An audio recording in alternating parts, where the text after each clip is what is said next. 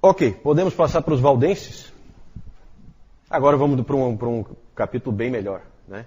Porque as cruzadas não estão com nada. Vamos falar dos valdenses. Quem foram os valdenses? Os valdenses gostam de falar da primeira reforma.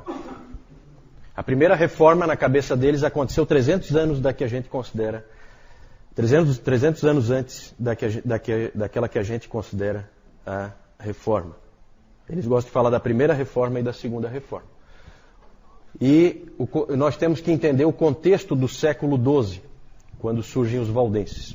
O contexto, evidentemente, é o das cruzadas, é um contexto de turbulência na igreja, cruzadas, tentativas de reforma moral da igreja, como a reforma gregoriana, porque a igreja ia mal, estava mal, inclusive em termos morais. Depois, no Concílio de Latrão, teve que, inclusive, ser baixada uma ordem para que todos os clérigos utilizassem roupas diferentes das demais pessoas, né?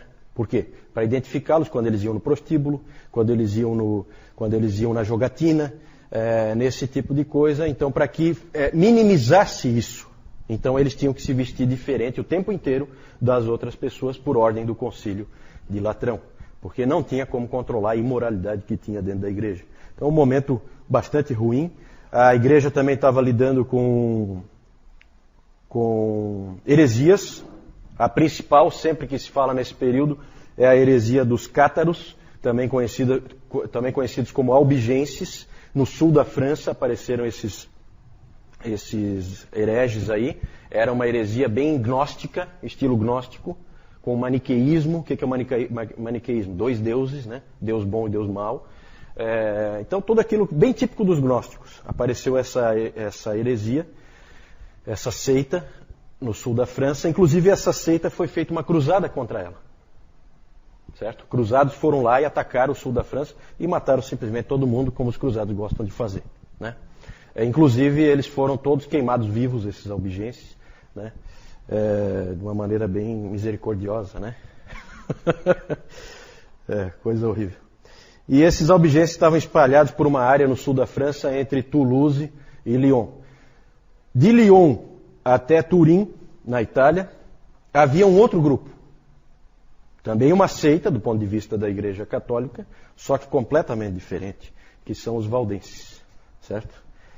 Então, sul da França, norte da Itália. Ali você localiza os valdenses, naquela região dos Alpes. Essa é a única seita, do ponto de vista dos católicos romanos, que sobreviveu. A única seita da Idade Média que sobreviveu até os dias de hoje. Inclusive, existem valdenses até no Uruguai.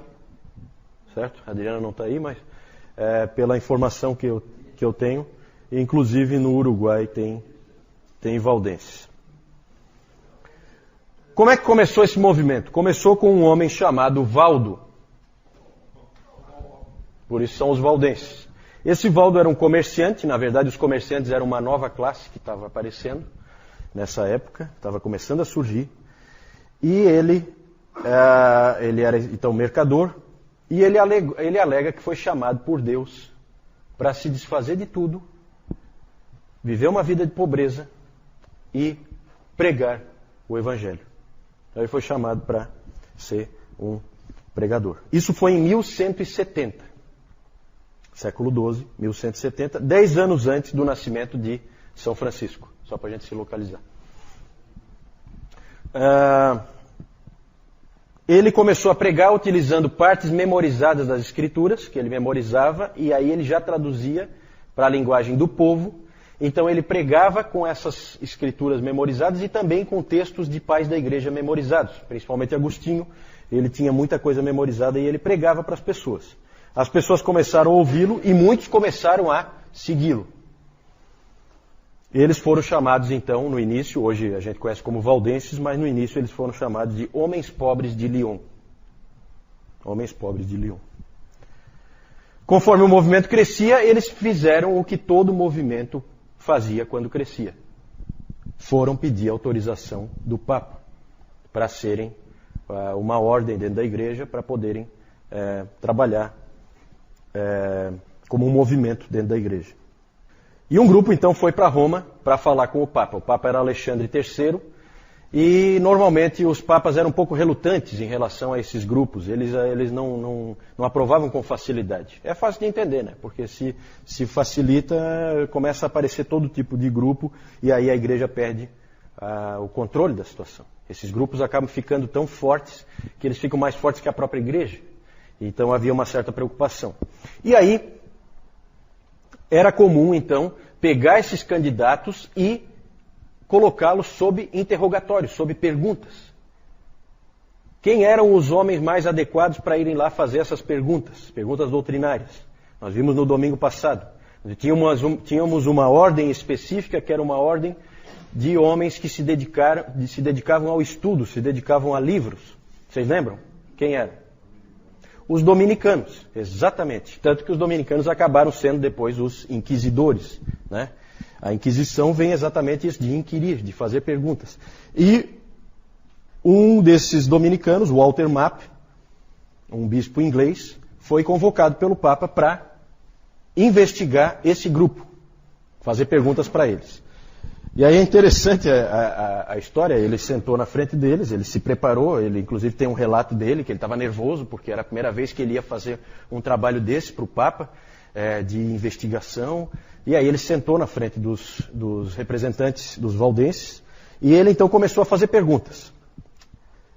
Vocês creem em Deus Pai? Sim, nós cremos. Vocês creem em Deus Filho? Sim, claro, nós cremos. Vocês creem no Espírito Santo? Claro, nós cremos. Vocês creem na Mãe de Cristo? Sim, claro, nós cremos. Aí nisso toda a audiência caiu na gargalhada. Quando eles responderam que sim, que eles criam na Mãe de Cristo. Por quê? Alguém sabe? Por quê? Vocês lembram? Nós já estudamos isso. Qual a resposta que um bom católico daria? A Mãe de Deus, Theotokos. Lembram disso? Porque quando diz Mãe de Cristo, você está se ligando, você está com uma nuance de que parece que você é um nestoriano. Então era uma armadilha do Walter Map, na qual os valdenses caíram. Um bom católico teria dito, não, nós cremos na Mãe de Deus. Certo? Então vejam como a coisa era suja. E aí eles foram então reprovados. O Papa não se importava nem um pouco se eles queriam ser pobres. Pode ser pobre o que quiser, mas não pode pregar. Então, estavam proibidos de pregar. Eles só poderiam pregar se o arcebispo da região deles permitisse. Mas o arcebispo proibiu. O que aconteceu? Eles pregaram mesmo assim. Sabe por quê? Porque o Valdo chegou, reuniu o povo dele e disse, gente, importa mais obedecer a Deus do que aos homens. Onde é que está isso? Quem é que falou isso? Pela primeira vez? Pedro, lá em Atos capítulo 5, né? Pedro faz essa afirmação e por isso é que o Valdo começou a ser chamado dali para frente de Pedro Valdo, porque o nome dele não era Pedro. É mais ou menos como o Francisco, que nunca se chamou Francisco, né? Então essas coisas malucas. Então Pedro Valdo, ele passou a ser Pedro porque ele usou essa afirmação do Pedro. E aí eles continuaram então pregando mesmo contra a ordem da igreja. E eles pregavam mesmo, tá? Esse é um grupo de pregadores, esses valdenses. O arcebispo então expulsou todos eles. Que erro, né? No que ele expulsou todos eles, eles se espalharam pela Europa. Primeiro estavam todos juntos, aí eles se espalharam. Então, na verdade, foi aquele típico erro estratégico. Ele expulsou todo mundo de Lyon, e aí eles se espalharam pela Europa, pregando como sempre. Bem no início, eles não formaram uma igreja separada. Eles batizavam os filhos na igreja católica, normalmente. Eles participavam da comunhão uma vez por ano, como era a prática naquele tempo, né? Uma vez por ano, né? Tinha ceia, né? Então eles participavam, né, desses rituais da Igreja Católica, mas eles se reuniam separadamente para estudo bíblico. Lá eles tinham líderes. Né? É engraçado porque os pastores ou presbíteros na Igreja Católica eram chamados de padres. Né? Até hoje são padres. E aí eles chamavam então esses líderes deles de tios. Eles eram os tios. Né? Eram líderes leigos, que eram então líderes dos valdenses. Então eles tinham esses pequenos grupos que se reuniam nas casas, e aí eles foram duramente perseguidos pela igreja, porque apesar deles não terem formado uma outra igreja, eles eram considerados uma igreja dentro da igreja, uma eclesiola em eclésia. Então eles foram perseguidos. A Igreja Católica fez de tudo para exterminá-los, mas eles se escondiam nos Alpes, no norte da Itália, e no sul da França. Eles se escondiam, eram difíceis de caçar. O que esses indivíduos criam? Primeiro aspecto é a pobreza.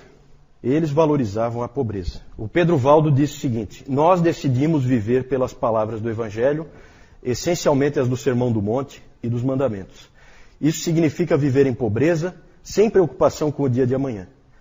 Mas nós também cremos que aqueles que permanecem no mundo fazendo o bem serão salvos.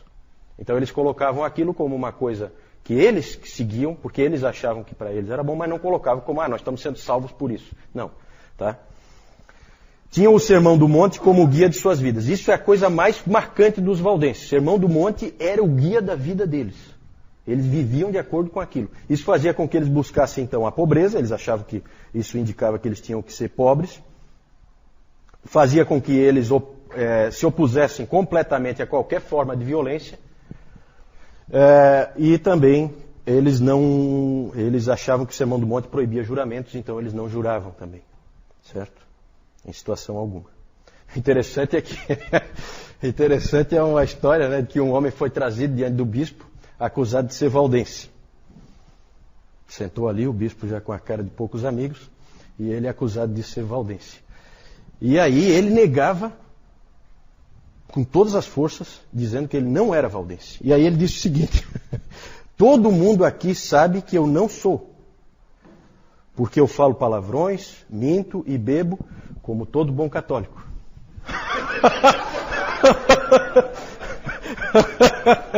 Essa é uma história interessante. A história é interessante. Eu acho que ele escapou. Não sei se complicou ou não sei se piorou a situação, mas acho que ele escapou. Os valdenses tinham um apreço enorme pela palavra de Deus. Para eles, a palavra de Deus era a regra de fé e prática. Então começa, gente, a aparecer aqui os primeiros sinais da reforma. A reforma não apareceu do dia para a noite. Não foi um homem que fez a reforma. Não se iludam quanto a isso. Isso é um castelo que vai sendo construído.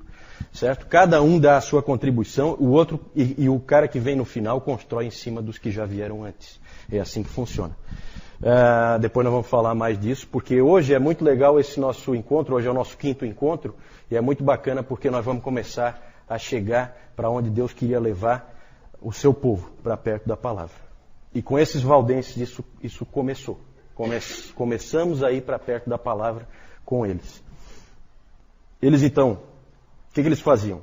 Eles traduziam, ensinavam e pregavam a palavra, porque para eles a palavra era tudo.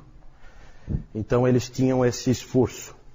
Outro aspecto. Aí tem uma questão muito interessante sobre eles. Nas perseguições, gente, era muito comum, vinham aqueles agentes do Papa e prendiam os valdenses e aí tomavam as escrituras que eles tinham e jogavam tudo fora, queimavam, né? As traduções que eles tinham nas mãos, era tudo destruído. Então eles começaram a fazer o seguinte: eles fugiam para os Alpes e eles se combinavam entre si de que cada família decoraria um livro da Bíblia. Então cada família era encarregada, a família como um todo era encarregada, diante dos outros, de decorar um livro das Escrituras. Certo?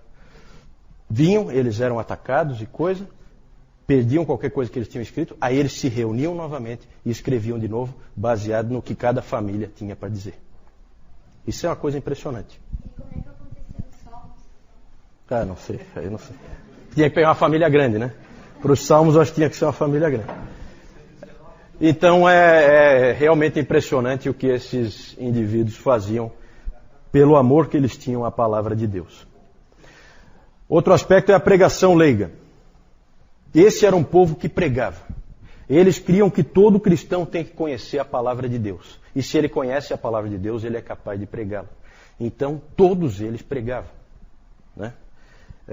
Todos eles tinham condições e eram capazes de pregar. Então, era um movimento difícil de você controlar. Nessa época, os padres não sabiam nada da palavra. Era um desastre, né? Os padres era assim, era um momento da igreja o pior possível, esse período que antecede a chegada da reforma. E esses indivíduos conheciam a palavra como ninguém.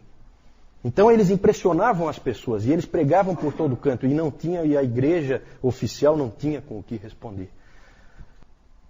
Também eles rejeitavam o sistema sacramental da igreja oficial, né? O material aí que o João entregou para vocês vai falar desse sistema sacramental. Depois nós vamos chegar nisso aí. Eles rejeitavam, para eles só tinha 2 sacramentos. Mais ou menos a ideia deles era como a dos reformadores. Você tem a ceia do Senhor e o batismo como as únicas determinações do nosso Senhor em termos de sacramentos. Quanto à igreja, os valdenses rejeitavam o que eles chamavam de constantinianismo. Constantinianismo. Eles diziam que a igreja oficial é a cara do Constantino. Não tem nada a ver com o Novo Testamento, né? Dentro daquela ideia de que a igreja romana nada mais é do que um fantasma do Império Romano, né? Com toda a sua pompa, a sua hierarquia, os seus jogos de poder, né? O que tem aquilo ali a ver com o Novo Testamento? Nada. E os valdenses perceberam isso perfeitamente. Para eles aquilo tinha tudo a ver com Constantino, o imperador. Nada com o Novo Testamento, nada com Jesus Cristo. Quando chegou a reforma, gente, para encerrar essa parte dos valdenses, quando chegou a reforma, os reformadores de Genebra, Calvino e companhia, uma equipe foi lá falar com os valdenses lá no norte da Itália. Foram procurar eles. Inclusive o Guilherme Farrell, depois nós vamos ver quem é ele, alguns sabem, o Guilherme Farrell foi lá, junto com uma comitiva, conversar com eles, e ali então os valdenses se integraram à reforma. Segunda reforma, do ponto de vista deles, né? Então esses aí são precursores da reforma. Aí nós temos a estátua do Pedro Valdo. Depois eu vou falar dessa estátua aí, porque ali vocês veem que tem uma outra estátua, né? Depois eu vou falar onde é que é isso aí, certo? Vou falar mais para frente. Alguma dúvida ali em relação aos valdenses? Claro que aqui a gente passa bem rápido, né? Mas aqui, gente, começam alguns elementos. É claro que vai ter que vir mais coisa, é claro que vai ter que vir justificação pela fé somente, mas algumas coisas já começam a aparecer. Palavra de Deus como única regra de fé e prática, né? Tudo isso aí é novo, tudo isso aí não existia, né, ao redor das pessoas.